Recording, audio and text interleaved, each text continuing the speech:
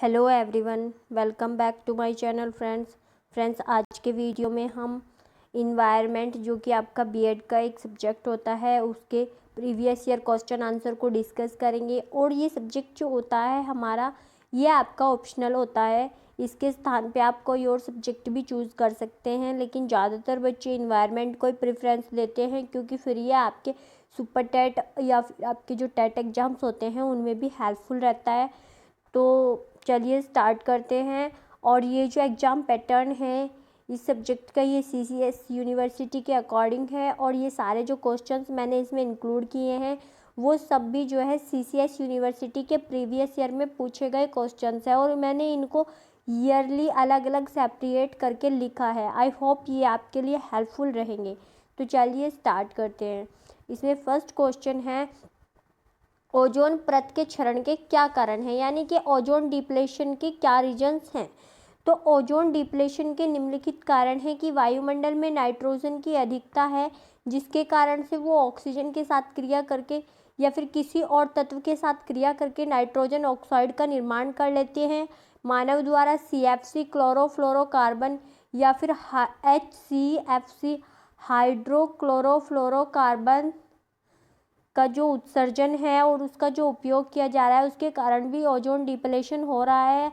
CFC आपके जो refrigerator होते हैं, जो आपके AC होते हैं, उनसे निकलती है।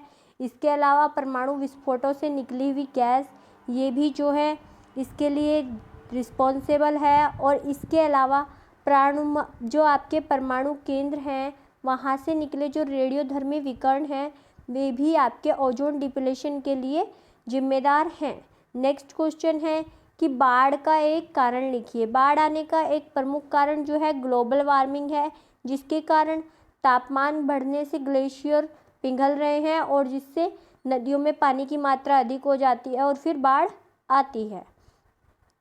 नेक्स्ट क्वेश्चन है कि भूकंप का एक कारण लिखिए। देखिए फ्रेंड्स, इस पेपर में आपको 10 क्वेश्चंस पूछे जाते हैं और जिनमें से आपको 8 जो है करने होते हैं, और इसके लिए आपको 1 नंबर प्रत्येक क्वेश्चन के लिए दिया जाता है, तो उसी के अकॉर्डिंग आपने लिखना होता है। भूकंप का एक कारण लिखिए। देखिए फ्रेंड्स, भूकंप आने का एक प्रमुख कारण ज्वालामुखी विस्फोट है। ज्वालामुखी विस्फोट से पृथ्वी पर कंपन उत्पन्न होता है और जिसको आप भूकंप कहते हैं। नेक्स्ट क्वेश्चन है कि पर्यावरण संरक्षण में विद्यालय की भूमिका लिखिए। तो पर्यावरण संरक्षण में विद्यालय एक सक्रिय भूमिका निभाता है, यानी कि एक एक्टिव जो पार्टिसिपेशन है वो विद्यालय का होता है, क्योंकि विद्यालय अनेक कार्यक्रमों जैसे नाटक मंचन, कविता, जागरूकता अभियान तथा रैली संपादित करके लोगों को पर्यावरण के प्रति जागरूक कर सकता है। इसके अलावा विद्यालय स्वयं भी छात्रों के सहयोग से पर्यावरण संरक्षण संबंधी कार्यों को कर सकता है, जैसे कि पेड़ लगाना, जैसे कि किसी खाली स्थान पे बच्चों को सर्वे के लिए ले जाना और फिर वहाँ पे पेड़ लगवाना, etc। नेक्स्ट क्वेश्चन है कि FRI का पूरा नाम क्या है। देखिए फ्रेंड्स, एक छोटी सी लिस्ट 20 से 30 जो आपके फुल फॉर्म है वो सब्जेक्ट वाइज उनकी जो है आप कलेक्ट कर लीजिए, या फिर मैं आप लोगों को प्रोवाइड करा दूंगी। तो FRI का जो आपका पूरा नाम है वो है फॉरेस्ट रिसर्च इंस्टीट्यूट, और ये देहरादून में स्थित संस्थान है। तो नेक्स्ट क्वेश्चन ये भी पूछा जा सकता है कि FRI कहाँ है, तो ये देहरादून में है। नेक्स्ट क्वेश्चन है कि मृदा संरक्षण के उपाय बताइए। तो आप जो मिट्टी है उसको कैसे संरक्षित कर सकते हैं, आप मृदा को कैसे संरक्षित कर सकते हैं। तो या तो आप वनीकरण कर दीजिए, वन लगाइए, या फिर पुनः वनीकरण कीजिए, जहाँ पे आपने वनों को काट दिया है वहाँ पे फिर से वन लगाइए। कीटनाशक खादों का प्रयोग कीजिए। फसलों के चक्रीकरण की विधि अपनाई जाए, मतलब कि एक ही फसल को लगातार ना बोया जाए, चक्रीय रूप से फसलों को बोया जाए। झूम खेती के स्थान पर स्थायी खेती को प्रोत्साहित किया जाए। झूम खेती के बारे में आप सभी को पता होगा कि इससे कितनी हानि जो है भूमि को होती है। इसके अलावा जैविक खाद, यानी कि जो आपकी जैविक खाद होती है, जो कंपोस्ट खाद होती है, उसका प्रयोग किया जाए। नेक्स्ट क्वेश्चन है कि ध्वनि प्रदूषण के स्रोत लिखिए। तो यहाँ पे आप ध्वनि प्रदूषण के स्रोतों को 2 पार्ट्स में डिवाइड कर सकते हैं। एक तो प्राकृतिक स्रोत जो कि हमारे नेचुरल हैं, जैसे ज्वालामुखी विस्फोट का होना, भूकंप का आना, बिजली कड़कड़ाना और आंधी का आना। जब आंधी की स्पीड बहुत ज़्यादा हो जाती है तो उसमें जो है नॉइज़ पॉल्यूशन हो जाता है। नेक्स्ट है ह्यूमन, जो मनुष्य के द्वारा होते हैं वो कौन कौन से होते हैं। इसमें फाइटर प्लेन से जो ध्वनि उत्पन्न होती है वो, पटाखे तथा बम से उत्पन्न होने वाली जो ध्वनि है वो, और परिवहन के साधन तथा जो लाउड स्पीकर हम समारोह में यूज़ करते हैं किसी, वो सभी ध्वनि प्रदूषण के स्रोतों में शामिल हैं। नेक्स्ट क्वेश्चन में ट्रू फॉल्स पूछा गया है। तो इसमें पूछा गया है कि रेडियोधर्मी प्रदूषण स्वास्थ्य के लिए हानिकारक है। तो फ्रेंड्स, पॉल्यूशन कोई सा भी हो वो सभी हमारी हेल्थ और हमारे इन्वायरमेंट को इफ़ेक्ट करते हैं। तो ये जो आपका स्टेटमेंट है ये ट्रुथ हो जाता है। प्रदूषण ओजोन परत को प्रभावित करता है, ये भी बिल्कुल सत्य है। जैसे जैसे पॉल्यूशन बढ़ता जा रहा है वैसे वैसे जो ओजोन डिप्लेशन है वो भी बढ़ता जा रहा है, और ओजोन जो धरातल पर होती है वो भी हमारे लिए हानिकारक बनती जा रही है। तो ये स्टेटमेंट भी आपका ट्रुथ हो जाता है। नेक्स्ट क्वेश्चन है कि केंद्रीय गंगा प्राधिकरण के अध्यक्ष कौन हैं। देखिए फ्रेंड्स, केंद्रीय गंगा प्राधिकरण के अध्यक्ष जो है वैसे भारत के प्रधानमंत्री होते हैं, और इसकी जब स्थापना की गई थी तब ये 1986 में हुई थी, और इसके तत्कालीन जो अध्यक्ष थे वो राजीव गांधी थे। वर्तमान में इसके अध्यक्ष श्री नरेंद्र मोदी हैं। तो ये आपके 10 क्वेश्चंस थे जो कि आपके 2015 टू 2017 बैच के थे। अब हम 2016 से 2018 के बैच के क्वेश्चन आंसर डिस्कस करेंगे। और इसमें फर्स्ट क्वेश्चन क्या था कि पर्यावरण का एक प्रकार लिखिए। दो देखिए फ्रेंड्स, पर्यावरण मुख्यतः दो प्रकार का होता है, प्राकृतिक पर्यावरण और सांस्कृतिक पर्यावरण। तो आप इनमें से एक भी लिख देंगे तो आपका आंसर सही हो जाएगा। पारिस्थितिकी तंत्र के एक घटक का नाम लिखिए। देखिए फ्रेंड्स, पारिस्थितिकी तंत्र यानी कि इकोसिस्टम जो है आपका, उसका एक कंपोनेंट आपने लिखना है। तो इकोसिस्टम में आपके दो प्रकार के कंपोनेंट होते हैं, बायोटिक और एबायोटिक, जिनको हम जैविक तथा अजैविक कहते हैं। तो इनमें से एक का आप नाम लिख देंगे। अब हमने लिखने हैं वनों के लाभ। वनों के लाभ लिखे। तो वनों के कुछ लाभ निम्नलिखित हैं। ध्वनि प्रदूषण को कम करने में हेल्प करते हैं वन। प्राणवायु, जिसको आप ऑक्सीजन कहते हैं, वो उपलब्ध कराते हैं। लकड़ी तथा ईंधन उपलब्ध कराते हैं। कच्चे माल की पूर्ति करते हैं और वन्य जीवों के संरक्षण स्थल होते हैं। इसके अलावा ये आर्थिक महत्व भी है इनका, क्योंकि वनों से अनेक प्रकार के रोजगार चलते हैं जिससे कि हमारी आजीविका प्राप्त होती है। इसके अलावा वनों से आप कागज़ उद्योग लगा सकते हैं, कागज़ तैयार करते हैं, आपको खाद्य सामग्री भी मिलती है। इसके अलावा वनों से आपका जो फूड चेन है वो भी संतुलित रहता है, और आपका पारिस्थितिकी तंत्र का संतुलन भी जो है वनों के कारण ही बना हुआ है। तो इतने सारे आप वनों के लाभ लिख सकते हैं। यहाँ पे सिर्फ 2 लिखने थे, लेकिन मैंने आपको सभी बता दिए हैं। जल संरक्षण की कोई एक विधि लिखिए। देखिए फ्रेंड्स, जल संरक्षण की अलग अलग राज्यों में अलग अलग प्रकार की विधियाँ है, लेकिन एक जो कॉमन विधि है वो है रेन वाटर हार्वेस्टिंग, यानी कि वर्षा के जल का संचयन, की वर्षा के जल को आप संचय करके जल को संरक्षित कर सकते हैं। नेक्स्ट क्वेश्चन है, इनमें से कौन सा एक प्राकृतिक संसाधन है। तो जो नेचुरल रिसोर्सेज हैं, देखिए फ्रेंड्स, सौर ऊर्जा, सोलर जो एनर्जी है, जो आपका जल है, जो आपकी भूमि है, ये सभी आपके जो हैं नेचुरल रिसोर्सेज होते हैं।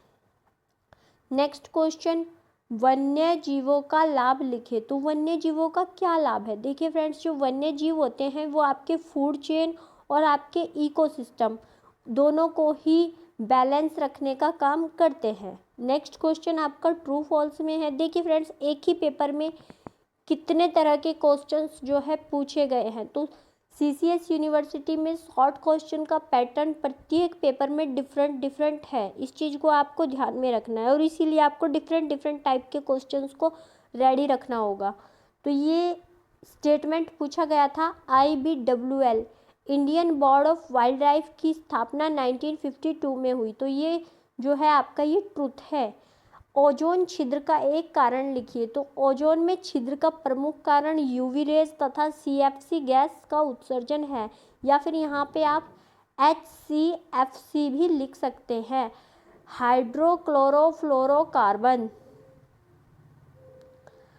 बाढ़ की हानि लिखिए, यानी कि बाढ़ से कौन कौन सी हानियाँ होती हैं। तो बाढ़ से होने वाली हानियों में जो सबसे ज़्यादा है वो एक ह्यूमन की हानि, फिर आपकी आर्थिक हानि, मृदा अपरदन, परिवहन ढांचे का क्षतिग्रस्त होना और फसलों का बर्बाद हो जाना, ये सभी बाढ़ से होने वाली हानियाँ हैं। भूकंप का एक कारण लिखिए। देखिए फ्रेंड्स, ये क्वेश्चन रिपीटेड है। यहाँ पे मैंने भूकंप आने का दूसरा कारण लिखा है, वहाँ पे मैंने आपको ज्वालामुखी विस्फोट ज्वालामुखी विस्फोट के अलावा आपका जो भूकंप आने का एक और कारण है वो है प्लेट विवर्तनी की घटना का होना, यानी कि जो पृथ्वी की प्लेटें हैं जब एक दूसरे से टकराती हैं तो भी कंपन उत्पन्न होता है और जिसको हम भूकंप कहते हैं। अब हम 2017 से 2019 के बैच में जो क्वेश्चन पूछे गए हैं उनको डिस्कस करेंगे। तो चलिए फ्रेंड्स देख लेते हैं। इसमें सबसे पहला क्वेश्चन है कि पर्यावरण को परिभाषित करें। तो पर्यावरण की परिभाषा एक वैज्ञानिक है हमारे हर्शकोविट्ज।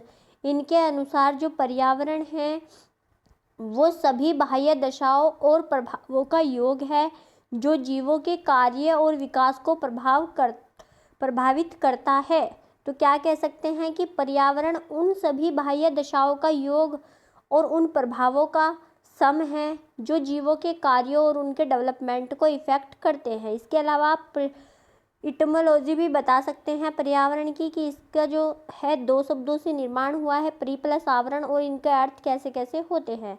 नेक्स्ट क्वेश्चन है कान्हा राष्ट्रीय उद्यान किस राज्य में स्थित है। तो कान्हा राष्ट्रीय उद्यान मध्य प्रदेश में स्थित है। इसके बाद नेक्स्ट क्वेश्चन बीओडी का पूर्ण रूप लिखें। तो बीओडी का पूर्ण रूप बायोलॉजिकल ऑक्सीजन डिमांड या फिर बायोकेमिकल ऑक्सीजन डिमांड है। नेक्स्ट क्वेश्चन है जैव विविधता को परिभाषित करें। तो जैव विविधता को जो आपका पृथ्वी सम्मेलन हुआ था 1992 में, ये आपका जो पृथ्वी सम्मेलन है ये पहला पृथ्वी सम्मेलन कहलाता है और ये ब्राज़ील के रियो डी जेनेरियो में हुआ था। ये भी आपसे प्रीवियस ईयर में पूछा गया है जो हम आगे डिस्कस करेंगे। तो इसने जैव विविधता को कैसे परिभाषित किया है वो देख लेते हैं। तो जैव विविधता समस्त स्रोतों जैसे भूमि, समुद्र, जलीय परितंत्र तथा परितंत्र समूहों से उपलब्ध प्राणी वर्ग की उस पारस्परिक क्रियाशीलता से है जिसके वे अंग हैं। इसमें प्रजाति और परितंत्र के मध्य विविधता शामिल है, यानी कि जो आपका जैव विविधता है, बायोडाइवर्सिटी है, वो किसी एक स्थान पर वहाँ के इन्वायरमेंट और वहाँ पे जितने भी स्पीसीज़ हैं उनके बीच होने वाली जो क्रिया है उसी को हम जैव विविधता कहते हैं, अगर हम सामान्य शब्दों में बात करें तो। नेक्स्ट क्वेश्चन है हरित गृह प्रभाव के लिए मुख्यतः कौन कौन सी गैसें उत्तरदायी हैं। तो हरित गृह प्रभाव के लिए CO2, CH4 जिसको आप मीथेन कहते हैं, NO2 nitrogen oxide, HFC hydrofluorocarbon, और इसके अलावा ओजोन गैस भी जो है हरित गृह प्रभाव के लिए उत्तरदायी हैं। नेक्स्ट क्वेश्चन है कि इटाई रोग किस तत्व के कारण होता है। कहीं पे आपको इताई भी लिखा हुआ मिल जाएगा, तो ये कैडमियम के कारण होता है। नेक्स्ट क्वेश्चन पादप पवलक किस पारिस्थितिकी तंत्र के सदस्य हैं। तो जो आपके पादप पवलक होते हैं ये समुद्री जो आपका मरीन इकोसिस्टम है उसके सदस्य होते हैं। नेक्स्ट क्वेश्चन ताजमहल को मुख्य किस गैस से खतरा है। तो ताजमहल को अम्लीय वर्षा से खतरा है, और अगर हम गैस की बात करें तो गैस जो है ये है सल्फर डाइऑक्साइड। इससे ताजमहल का जो रंग है वो लगभग पीला पड़ता जा रहा है और ताजमहल की जो खूबसूरती है वो इफेक्ट हो रही है। नेक्स्ट क्वेश्चन है जैव विविधता के संदर्भ में भारत का सबसे समृद्ध क्षेत्र कौन सा है। तो ये हमारा पश्चिमी घाट है।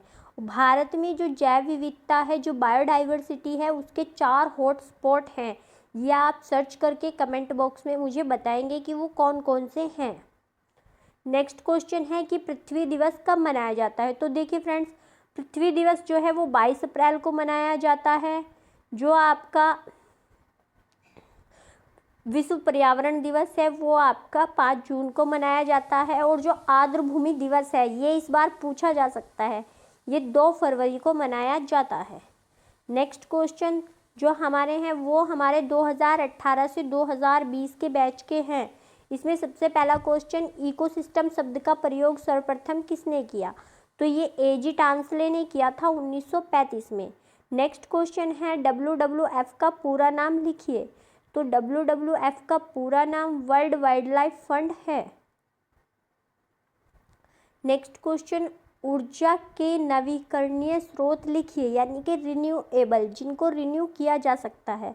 तो ऊर्जा के रिन्यूएबल जो स्रोत हैं वो आपके सौर ऊर्जा, जल ऊर्जा और पवन ऊर्जा हैं। देखिए फ्रेंड्स, ऊर्जा के स्रोत हमारे दो प्रकार के होते हैं, नेचुरल और आपके ह्यूमन मेड। और नेचुरल भी दो प्रकार के होते हैं, रिन्यूएबल और नॉन रिन्यूएबल।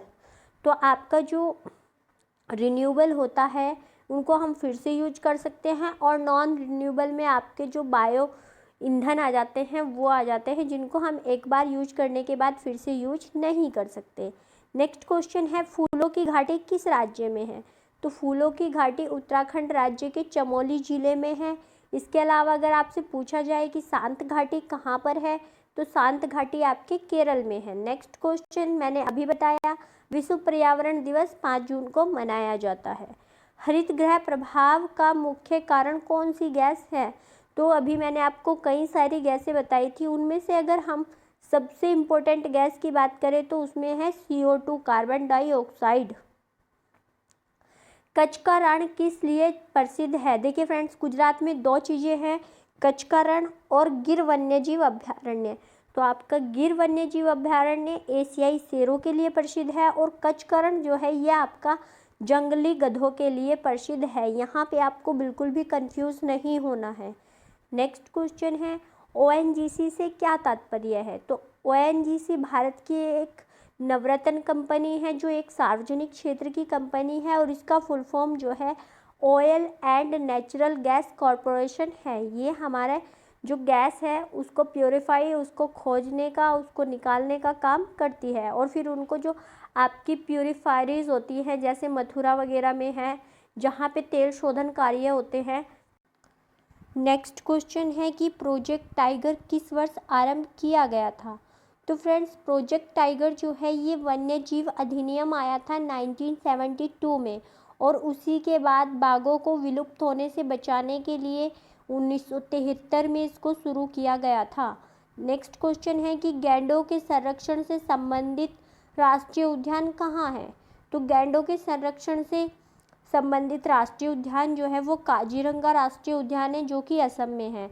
अब हम 2019 से 2021 यानी कि हमारे सीनियर्स जो थे आपके, उनसे जो क्वेश्चंस पूछे गए थे उनको डिस्कस कर लेते हैं। तो ये 2019 से 2021 में पहला क्वेश्चन देखिए कितनी बार ये रिपीट हो चुका है।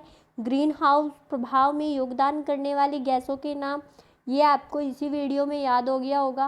Carbon dioxide, methane, nitrogen oxide, chlorofluorocarbon, CFC और ओजोन। नेक्स्ट क्वेश्चन है कि किसने चिपको आंदोलन को प्रारंभ किया और क्यों इस आंदोलन को संचालित किया गया। तो पेड़ों को कटने से बचाने के लिए 26 मार्च 1974 को चंडी प्रसाद भट्ट और गोरा देवी ने चिपको आंदोलन शुरू किया, जिसको सुंदरलाल बहुगुणा ने आगे बढ़ाया, और सुंदरलाल बहुगुणा के नेतृत्व में ही ये आंदोलन जो है चला था। नेक्स्ट क्वेश्चन है कि किस राष्ट्र में पृथ्वी सम्मेलन आयोजित किया गया। तो देखिए फ्रेंड्स, पृथ्वी सम्मेलन ये 1992 पूछ रहा है, तो ये जो है आपका पहला पृथ्वी सम्मेलन कहलाता है, और ये रियो डी जेनेरियो ब्राज़ील में जो है आयोजित किया गया था।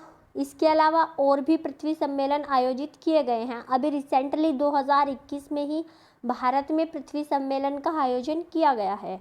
नेक्स्ट क्वेश्चन है कि दुधवा नेशनल पार्क भारत के किस राज्य में है। तो फ्रेंड्स, जो दुधवा नेशनल पार्क है ये हमारे यूपी का एकमात्र नेशनल पार्क है, और ये हमारे लखीमपुर खीरी जिले में पड़ता है। मृदा प्रदूषकों के नाम बताइए। तो मृदा प्रदूषकों में जो है सबसे इम्पोर्टेंट आपकी पॉलीथीन आती है, जो कि आपकी मृदा को प्रदूषित करती है। औद्योगिक कचरा, घरेलू अपशिष्ट और प्रदूषित जल, ये सभी जो हैं सॉयल पॉल्यूटेंट के रूप में जाने जाते हैं। विश्व पर्यावरण दिवस ये सभी को पता है 5 जून को मनाया जाता है। नेक्स्ट क्वेश्चन है, UNEP का पूरा नाम क्या है। तो UNEP का पूरा नाम यूनाइटेड नेशंस एनवायरनमेंट प्रोग्राम है। जिसको कि 1972 में स्टार्ट किया गया था और इसका जो मुख्यालय है वो नैरोबी केन्या में है। नैरोबी केन्या की राजधानी है। नेक्स्ट क्वेश्चन है कि किस वर्ष जोहान्सबर्ग में पृथ्वी सम्मेलन का आयोजन किया गया।